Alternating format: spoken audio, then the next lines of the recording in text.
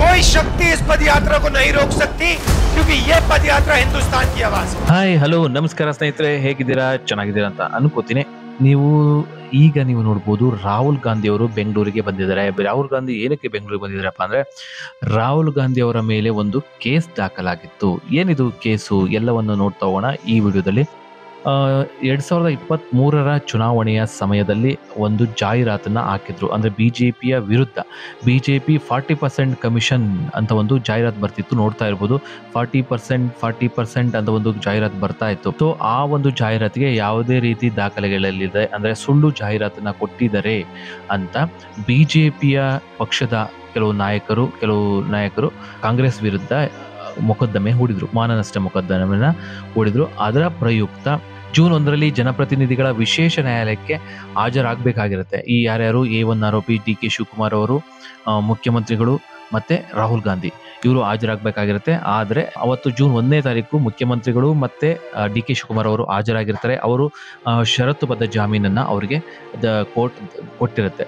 But ಆದರೆ ಆ ಟೈಮಲ್ಲಿ ಇವರು ಹಾಜರಾಗೋದಿಲ್ಲ. ಸೊ ಹಾಗಾಗಿ ನ್ಯಾಯಾಲಯಕ್ಕೆ ಶಿವಕುಮಾರ್ ಅವರು ಜೂನ್ 7 ತಪ್ಪದೆ ವಿಚಾರಣೆಗೆ ಹಾಜರಾಗಬೇಕು ಅಂತ ರಾಹುಲ್ ಗಾಂಧಿನಿಗೆ ನಿರ್ದೇಶನವನ್ನು ಕೊಟ್ಟಿರ್ತಾರೆ.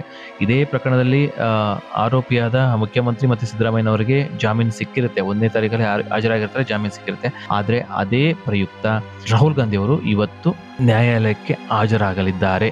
ಅವರಿಗೆ ಹಾಗಾದ್ರೆ ಬಂಧನವಾಗುತ್ತಾ? ಇಲ್ಲ, ಖಂಡಿತ ಆಗೋದಿಲ್ಲ. ಇದರಲ್ಲಿ ಜಾಮೀನು ಸಿಗುವಂತ ಚಾನ್ಸಸ್ ಇರುತ್ತೆ. ಆ ಜಾಹೀರಾತಲ್ಲಿ ಏನ್ ಕೊಟ್ಟಿದ್ರು ಅಂತ ನಾವು ನೋಡೋದಾದ್ರೆ, 2023 ನಡೆದ ರಾಜ್ಯ ವಿಧಾನಸಭಾ ಚುನಾವಣೆಯ ಟೈಮಲ್ಲಿ ಕಾಂಗ್ರೆಸ್ ಪಕ್ಷವು ರಾಷ್ಟ್ರೀಯ ಮತ್ತು ರಾಜ್ಯ ಪ್ರಮುಖ ದಿನಪತ್ರಿಕೆಗಳಲ್ಲಿ 2023 ಮೇ 5 ಜಾಹೀರಾತು ನೀಡಿತ್ತು. ಏನು?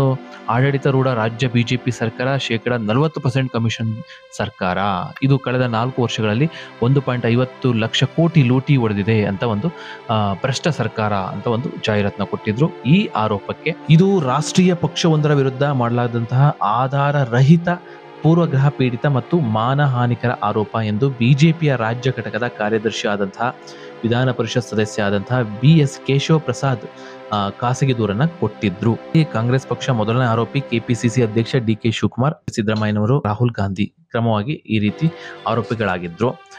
ಸೊ ಈ ಪ್ರಯುಕ್ತ ಇವತ್ತು ಸಿವಿಲ್ ಕೋರ್ಟ್ಗೆ ಹಾಜರಾಗಿದ್ದಾರೆ ಆಲ್ರೆಡಿ ರಾಹುಲ್ ಗಾಂಧಿ ಅವರು.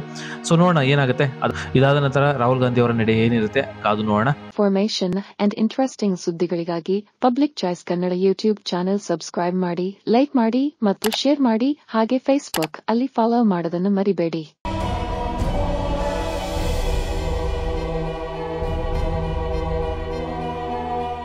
ಇದುವರೆಗೂ ನಮ್ಮ ಚಾನೆಲ್ನ ಯಾರು ಸಬ್ಸ್ಕ್ರೈಬ್ ಮಾಡಿಲ್ವೋ ಈಗ ಸಬ್ಸ್ಕ್ರೈಬ್ ಮಾಡಿ, ಶೇರ್ ಮಾಡಿ ಅಂಡ್ ಲೈಕ್ ಕೂಡ ಮಾಡಿ.